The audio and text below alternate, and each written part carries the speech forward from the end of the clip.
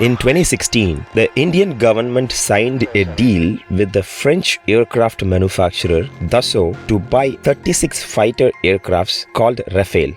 The delivery of the aircraft also commenced already. But there has been a noise around the deal with several allegations of corruption and bribery. The controversy was already put to rest in India when the Supreme Court gave the deal a clean chit. However, the Rafale deal is again in the news because it is being picked up for investigation in France this time. In this video, I am going to explain the several controversies and allegations surrounding the deal. I am Praveen and thanks for watching this video.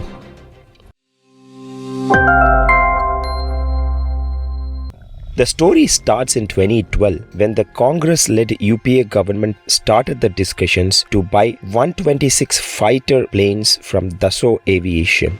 Dassault Aviation was chosen as the winner of a competition created by the Defense Ministry to choose the supplier for fighter planes. The original plan was to build most of these planes locally by HAL, which is a government company. Dassault was to transfer the technology to enable HAL to manufacture these planes in India, but the deal never took off.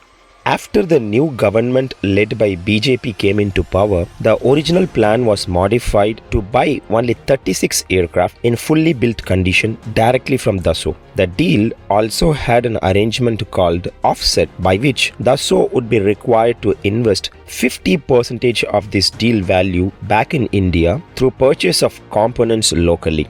The deal was valued at 7.87 billion euros in 2016 when it was signed. To put this in context, India currently spends 25 billion euros for healthcare annually. This deal was more than 1/4 of that budget. India is the third largest spender for defense and one of the lowest spender for healthcare across the globe.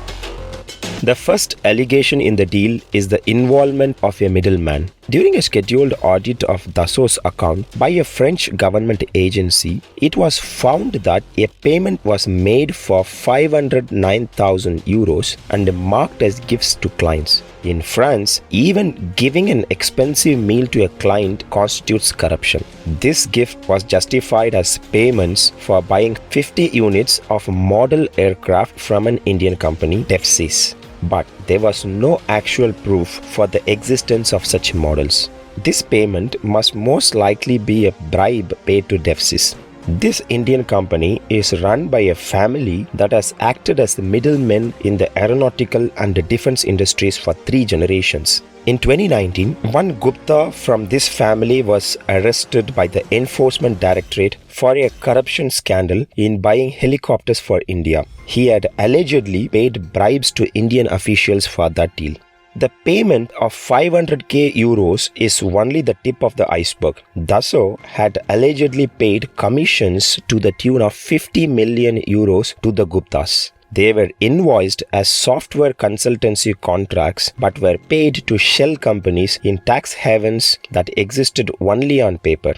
They were then routed to the Guptas, who allegedly used it to bribe the Indian government officials. Not surprisingly, the middlemen were thoroughly informed about confidential developments happening in the government before they even became public. Number 2. The role of Anil Ambani's Reliance Group. At the time of signing of the deal, Reliance did not have any experience in the field of defense and their financials were also in very poor shape. Once the deal was signed, Reliance announced a joint venture with Dassault in India to manufacture the components required for the planes. Now you could connect the dots on where the money is going to flow from the offset. Reliance also made an interesting announcement to invest 1.6 million euros in the film produced by a French actress named Julie. Coincidentally, Julie is the partner of the then president.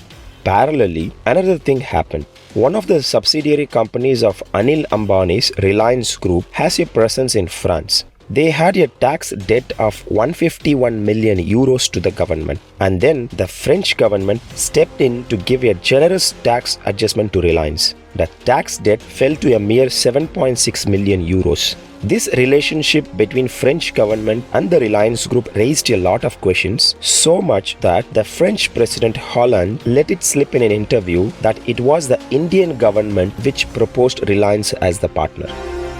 Thirdly, the Indian government typically included an anti-bribery clause in the agreements like this. These clauses could result in serious repercussions if a seller was found to have paid an agent to facilitate the deal. But the French government advocated for the removal of the clause and got it done before the signing of the agreement.